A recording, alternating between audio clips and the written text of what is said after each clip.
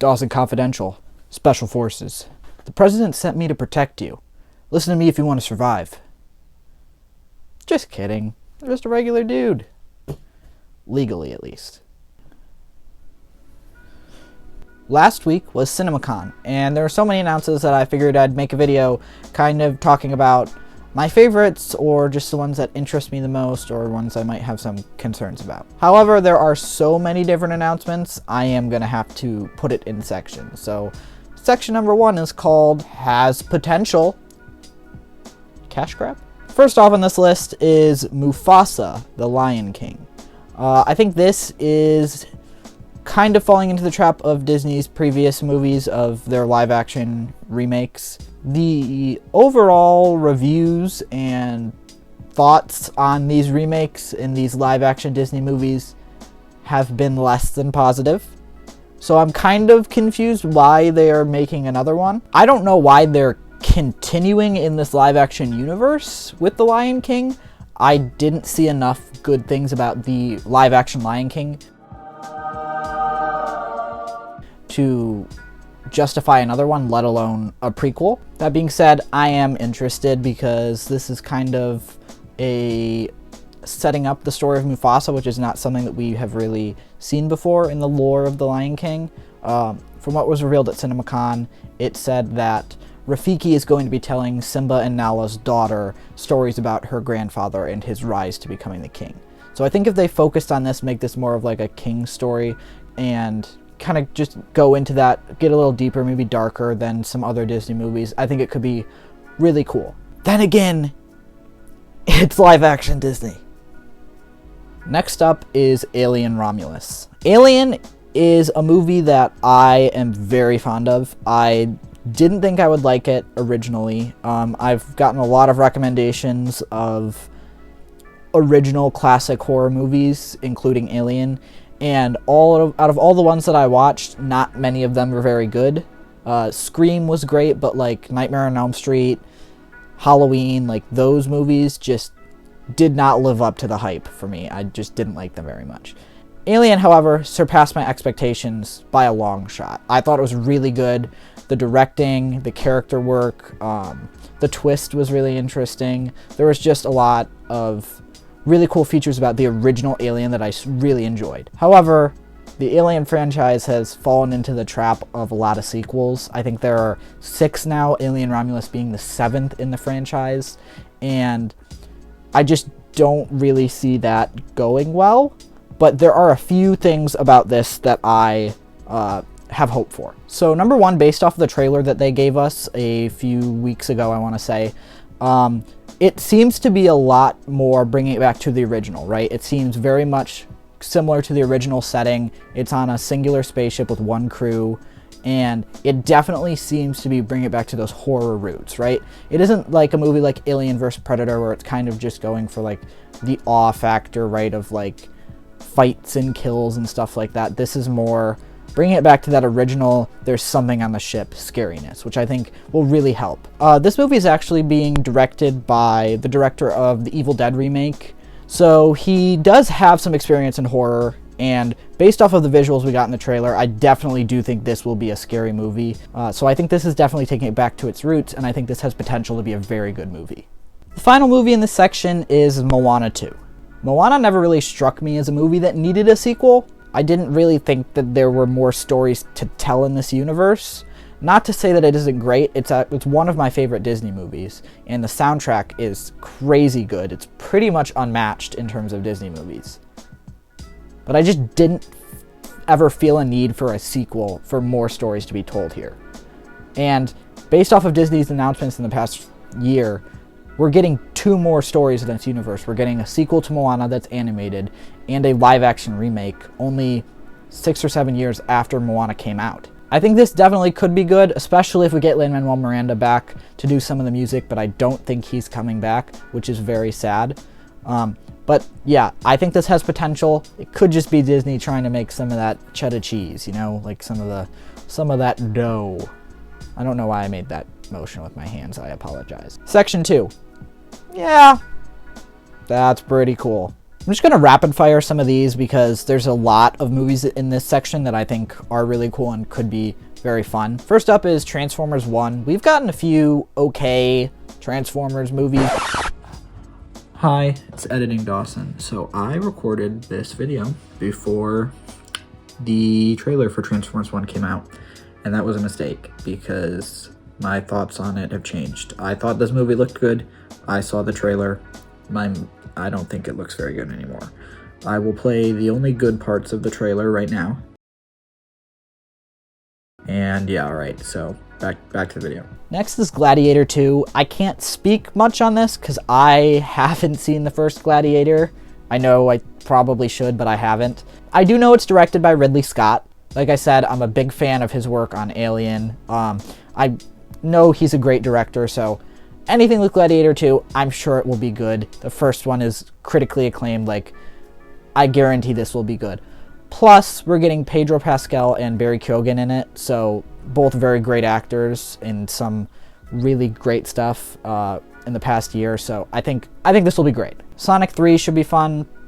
The Sonic movies are by no means great movies, but I personally have been a fan of Sonic since I was a little kid, and it gave me a lot of nostalgia watching those movies, especially the second one. I thought the second one was so fun. I liked it so much better than the first one, so I like that these movies are in upward progression, and I think the third movie is going to continue that trend.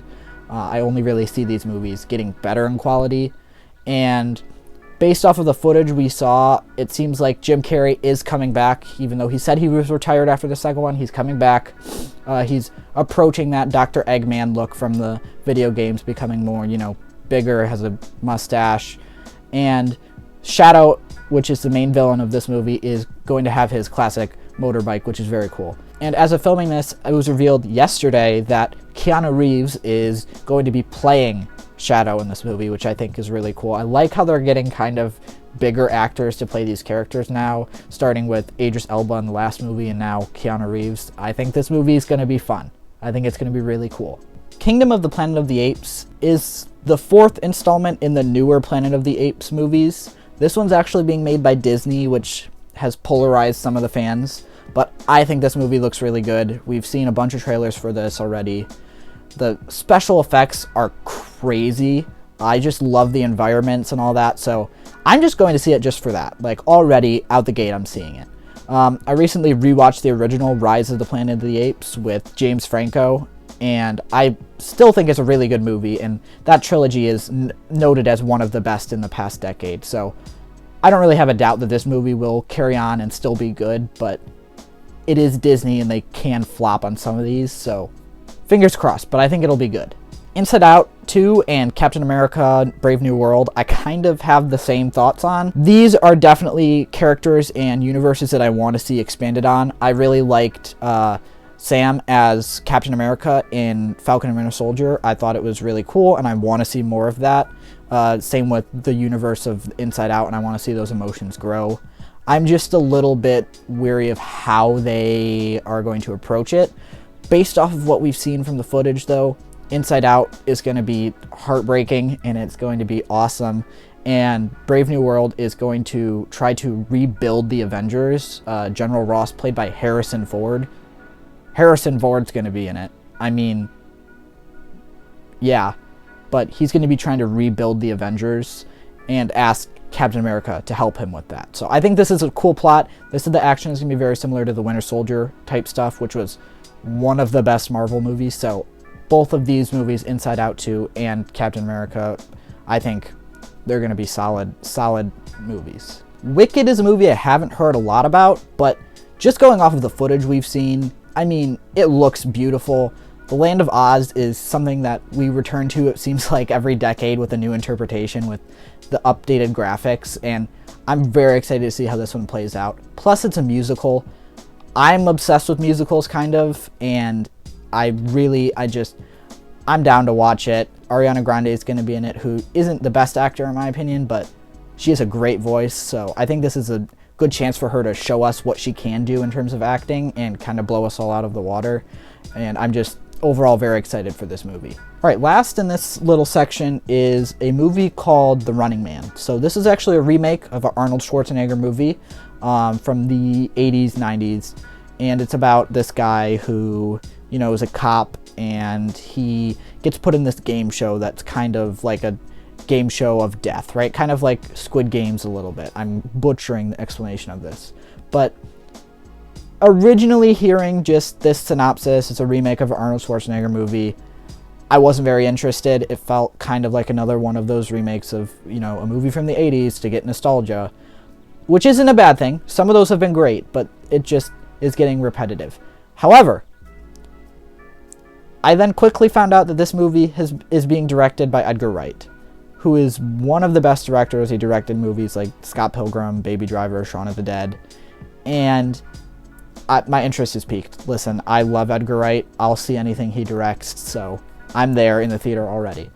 Then upon further research of this movie, I realized that this is actually based on a book by Stephen King. It was back when he was writing under a pseudonym, Richard Bachman, and he wrote this short story called The Running Man. So, you know what? Sign me up. Like, Stephen King and Edgar Wright, I'm there in the theater opening night. So, I'm very excited for that. Also, Glenn Powell's going to be in it, and my thoughts on him are a little, I don't know. I haven't seen him in a lot. I saw him in Top Gun. He was good in that, so, hey, I think it'll be great. This section, appropriately titled, I'm Going to Pee Myself, are movies that make me so excited that, well, I just might pee myself. First movie here is Beetlejuice 2. Beetlejuice is a classic movie. Everybody loves it. It's one of Tim Burton's best, and I think it's probably one of the best representations of his style overall. His gothic directing and the colors that he uses. So I think overall, Beetlejuice as a movie, the original, is great. The sequel is just doubling down on everything we love. We're getting more of this, you know, funny Beetlejuice. He is kind of grown. The audience has grown. I think we'll be able to get a little bit darker here. Beetlejuice is actually getting a wife in this movie. That's what I've heard, is there's a bride of Beetlejuice, and I think that could be really funny just to see him in that dynamic. I think the biggest selling point for this movie is that Jenna Ortega is joining the cast. I have a theory in movies, and it's if you want to make movies good, add Jenna Ortega.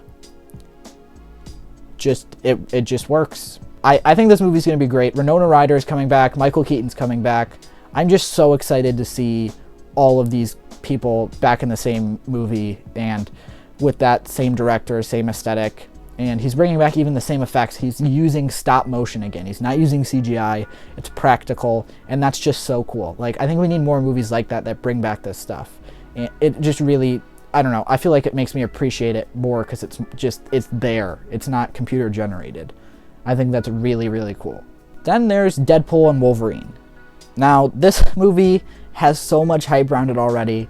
There's not much more I can say, right? It's probably going to be one of the best movies Marvel has released. Guardians 3 for me was really high up there, but this might take that down. Like, this is going to be so cool. One of my favorite Marvel properties ever is the Loki series on Disney+, and it's Deadpool in the TVA from Loki. Like, and Wolverine is there. That's all, like, sign me up. I am there. Based on the footage we got from CinemaCon, we can see that Wolverine is going to be breaking the fourth wall, apparently, which is not something I expected. I'm very interested to see how that happens, because that's not at all in Wolverine's character. I think it's cool that Deadpool is kind of like rubbing off on him, so that's going to be fun. And also, we're getting a popcorn bucket designed by Deadpool. I think that popcorn buckets are a great way to promote movies. I think it's a cool collectible that people can really just enjoy based off of what movies they like, and it's something that they can take as a tangible collectible. You know, that it's a piece of your movie you can take home, really. Like, it's just something you can really enjoy in your own personal time. All jokes aside, they did say it was going to be very similar to the Dune popcorn bucket in the crudeness of it, so I think it'll be hilarious. It's a great marketing move. And apparently Vanessa and Wade are actually going to be broken up. I kind of was predicting this based off of some shots we got in the trailer, but it's kind of worrisome for me because I know that the first two movies had so much leaning on his love for her and their love for each other, and I think that's what made it actually like a good movie. Like, the first two Deadpool movies are good movies because at its core it's a love story. So I don't know how they're going to do this, but I think I trust them enough to make it work. I think it's going to be really cool. Lastly on this list is Joker Folie à Deux, Joker 2. This is the movie I am most excited for by far. The Joker is one of my favorite fictional characters ever, and his movie in 2019 with Joaquin Phoenix is such a cool interpretation of him. The early 80s, late 70s vibe, the colors, the music, just everything about this movie is so cool, and I was so excited to hear that they're making a sequel. And then I found out that it's a musical too. They literally took two of my favorite things and put them together for this. And looking at this trailer that we got a full trailer from CinemaCon. There are just so many things in this trailer that make me very excited. For example, there's a shot right here at the very end of the trailer with him lining his mouth up to lipstick as Harley draws it on the window. And this is just one of the most satisfying and impressive shots I've seen in a movie in a long time. And it blows me away every time I watch it. Also, we're getting Lady Gaga as Harley Quinn in this, which I think is going to be super cool. I'm very excited to see her take on Harley as a character. And looking at the trailer, I think they're actually going to switch the roles here. I think that he's actually going to be the one who's madly in love with her. In the comics, if you don't know, Harley is madly in love with the Joker and he kind of just manipulates her. I think that this is kind of going to be the inverse. I think she's going to be manipulating him, and he's going to be the one that's kind of madly in love, because this delusion of the music and the musical sequences are going to be shot through his perspective. He's the one who's insane and with this love and is falling for her. And there's a scene in this trailer where she holds a gun up to him, and I think that this could be her turning point on him and showing him her true motives.